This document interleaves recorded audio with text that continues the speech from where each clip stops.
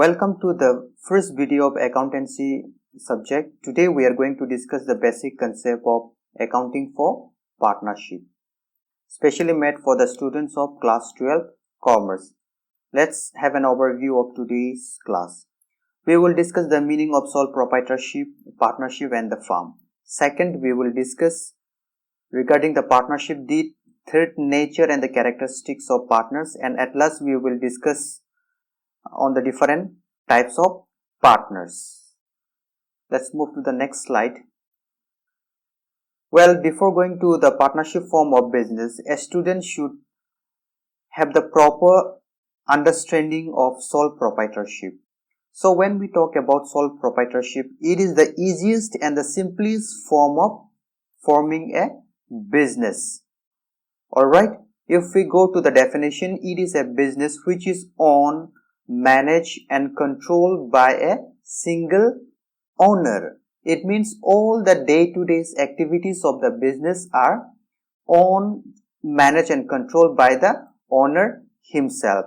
Now when we go to the market, we can figure out many shops, right, like grocery stores, cosmetic shops, we can see some hotels, and there are many shops which are managed and controlled by the owner himself.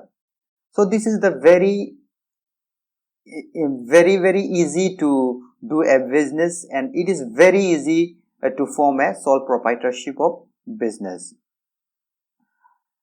In order to do a sole proprietorship business, you don't have to get a license or the permissions from the central government or from the state government. You just need to have a license from the local issuing authorities. Alright, you just need to have a license from the local issuing authorities. After that, you can start your business easily. Okay, you can keep the name of your business like Mr. Das or whatever the names you want to keep. You can keep your name, alright, in your business. You can keep your own name also, or you can keep any other's name. So let's go to the features and the characteristics of sole proprietorship. The first characteristics is formations and closure. As I have said, it is very easy to form a business. If you have a sufficient capital, then you can form a sole proprietorship business at any time and any moment. Second, foreclosing. Alright, if you wish to close down your business, you can close down your business easily whenever you want. There is no legal binding in order to establish or in order to close down your business. Second, the liabilities. The liabilities of the sole proprietorship is always unlimited. Alright, because the business and the businessman are not separate legal entity. Okay, the businessman. Okay, for example, this is businessman, alright, and the business. Suppose his business name is X. When we go through the Companies Act 2013, always the businessman and the business are two separate legal entity. It means the personal prospect of the individual cannot mixed up with the prospect of the business. In the same way, in case of sole proprietorship, these two are not separate legal entity. He can mix up his day-to-day activities along with his business. Therefore, the liabilities of the sole proprietorship unlimited. It means when the owner of the business takes loans from any banking institutions, in that case, if sole proprietorship unable to pay the loans that he has taken from the bank or from some external creditors, in that case, okay, they can attach his private property. Alright, the creditors can capture the properties of a sole proprietorship. That's why the liabilities of the sole proprietorship is always unlimited. Sole risk bearer. Definitely, if he earns profit, all the profits belongs to him, but if he incurred some losses, in that case he himself will have to bear all the losses. Therefore, there is a huge risk. Next, control. Already said that all the transactions, all the management, all the decisions are being taken by the owner himself. Next, no separate legal entity. Already I have said that the businessman and the business are not separate. They are same. Lack of continuity. Alright. If he dies, the business may stop, or if you wish, he can close down his business. There is no guarantee that the sole proprietorship will keeps on going, unlike companies act, or unlike companies, or unlike some business organization. Now let's come back to the partnership. Why sole proprietorship are not appropriate when he or she wants to expand his business? Alright, when anyone, or when sole proprietorship has got a huge prospect of earning profit, when he increase his business to some other places, in that case it becomes an overburden for the sole proprietorship. Alright, it becomes overburden, the works are overloaded, and he may not be able to manage all the aspect of the business. Alright, so therefore a partnership play a very important role when any sole proprietorship wants to expand his business organizations. So when he expand his business, in that case he will have a better capital. There is a huge prospect in expansions of the business, and there will be a better management of the business. So let's move to the next slide. For example, this is Mr. X. For example, Mr. X wants to convert his sole proprietorship business into a partnership form of business. First of all, Mr. X will look for a partners who are interested in doing partnership form of business.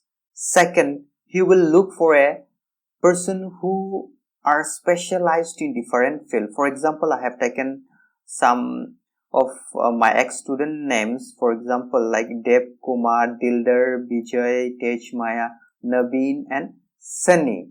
He will go only to those partners who are specialized. For example, Dev may be specialized in finance, Dildar may be expert in marketing, Vijay may be expert in sales, Tej Maya may be expert in some legal aspect, Sunny may be expert in human resource management, and Naveen may be expert in managing the business.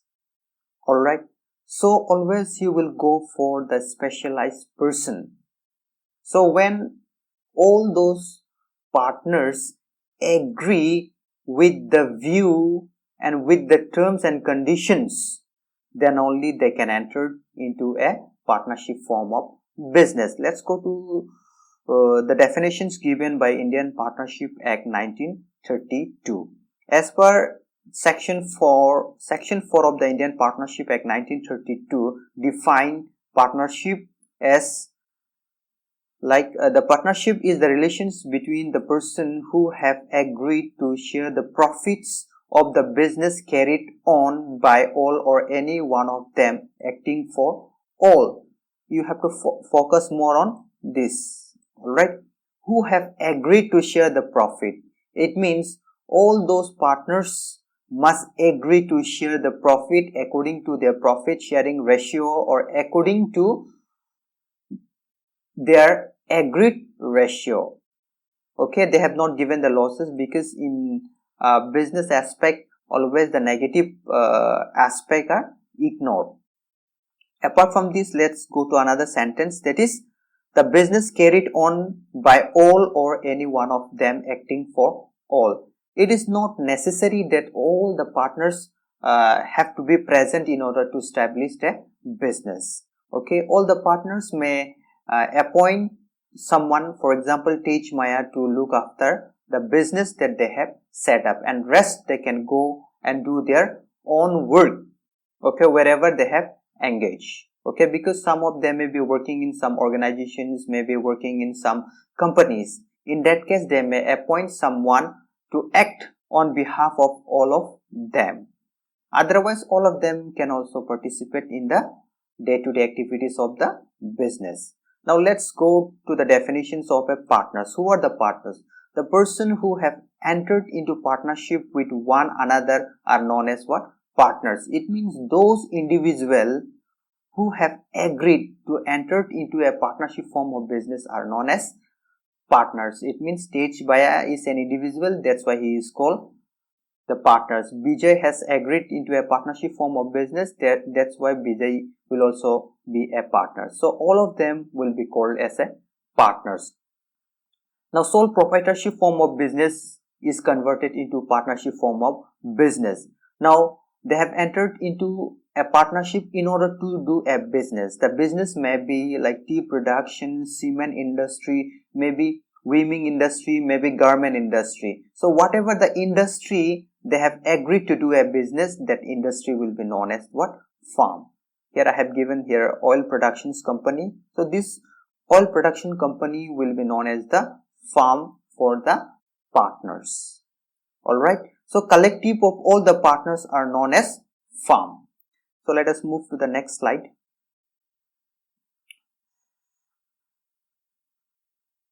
The characteristics of a partnership or different types of partners. The first characteristic is two or more persons. Alright, because an individual cannot enter into an agreement. Okay, in order to enter into an agreement, there must be two or more persons. Therefore, you cannot form a partnership form of business by a single person. You must have what? Two or more than two. Now, as per the section 464 of Indian Companies Act 2013, okay, as per the section 464 of Indian Companies Act 2013, they have empowered the central government, okay, they have empowered the central government to prescribe the minimum or the maximum numbers of partners in a partnership form. So therefore, the central government has recommended to have maximum of 50 as a partners in a partnership form of business. A student should remember, okay, under section 464 of Indian Companies Act 2013 has empowered the central government to to prescribe the maximum limit of partnership form of business. So central government has given 50 as a maximum in order to form a partnership form of business, and the minimum is 2. But if the partners increases more than 100, then they have to register under Indian Companies Act 2013. Now let us go to the partnership deed. What do you mean by partnership deed? It is a written or oral agreement defining the terms of the partnership. It means a partnership deed is a written or oral agreement. It must be written in a documents, or it must be in a oral agreement. When we talk about oral, the discussions that they have discussed among themselves must be recorded in the form of audio or in the form of video. Okay, and if any partnership form of business do not have any partnership deed, in that case they have to go according to the Partnership Act 1932. They have to follow the guidelines given under Partnership Act 1932. Now liabilities. The liabilities of the partners are unlimited. For example, Mr. A, B and C are the partners. They have taken a loan from the banks. Alright, they have taken a loan from the banks. Now, if Mr. A, B and C unable to pay back the loans that they have taken from the bank, in that case, okay, the personal property or the private property of all those partners will be attached in order to pay back the loans that they have taken. Okay, therefore it is a very risk. Therefore the liabilities of the partners are always unlimited in case of partnership form of business. Next, we have a legally set up. Okay, the objectives of the business must be legal. Alright, the intentions of forming a partnership form of business must be legal. They should not establish any partnership form of business which are prohibited by the central government, state government, or any authorized authorized government. Next, we have sharing of profit and losses equally. Alright, the profit and losses of the business must be shared equally according to the agreed ratio. Got it? All the profit and losses must be shared equally according to the agreed ratio. It means if A, B and C has contributed a same amount of capital, in that case they will distribute the profit equally among themselves. But if A, B and C has contributed capital differently, in that case they will share the profit according to the ratio of their capital contributions. Now let us move to the different types of partners. First of all, we have active partners. Now who are the active partners? Active partners are those partners who contribute capital, take active part in day-to-day activities of the business, and their liabilities are unlimited. Alright, so active partners are those partners who has contributed capital and who looks after the day-to-day business activities, and who take part in the management, in the decision making process. Now next, sleeping partners. Who are the sleeping partners? Sleeping partners are those partners who only contribute capital but they do not take part in the management or in the decision making process. They only contribute capital and they take part in the profit sharing ratio, but they do not interfere in the day-to-day activities of the business, or they do not take part in the decisions making process of the management. Next, we have a partners by estoppel. Now these are the partners who neither contribute or who neither take part in the management of the business, but by their conduct, by their words, okay, people will believe that as if he is also a partner. For example, Mr. C. Okay, Mr. C has not contributed anything into the partnership form of business, but Mr. C always speak about the partnership form of business. Alright, he speak or he make an advertisement by his word of mouth on behalf of that partnership form of business. Now let us go to the nominal partners. Who are the nominal partners?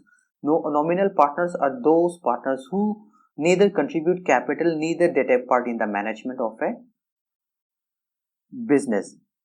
For example, A and B has started a new business. In order to start a new business, they went in the bank to have a capital or to have a loan. They went to the bank, but the bank manager has refused to give a loan to Mr. A and B because the partnership form of business is very new. Alright, and the bank has no trust in them. That's why what they can do is that they can go to Mr. C, who is very much well known and who has got a good reputation in that locality.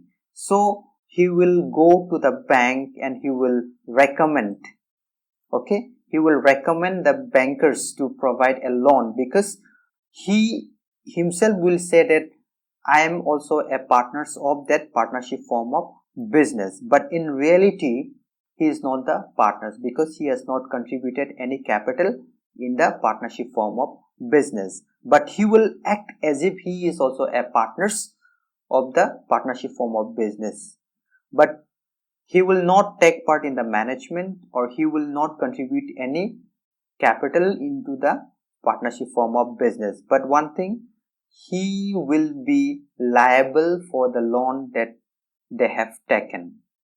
Next, we have minor as a partners. Normally, minors are not considered as a partners, but in case if any of the partners dies, okay, for example, A, B, C are the partners. If Mr. A dies due to some reason, in that case, okay, the remaining partners may appoint his son or daughter as the partner. All right, the liabilities of the minor partner is limited. Okay, their personal properties are not attached, and he will share the profit, but he will not share the losses. Next, we have the partners in profit. These type of partners are not encouraged in India.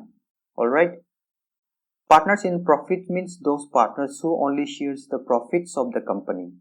So these are the different types of partners, and we have discussed the characteristics of the partnership form of business, and we have discussed the sole proprietorship. In the next video, we will discuss the various guidelines given under Indian Partnership Act 1932. So thank you, and if you are a new viewers, please like my new YouTube channel. All right, and please like, shares and subscribe my channel, and you can comment in the comment sections, and I will try to entertain the positive comment that you may give in the comment sections, and I will try to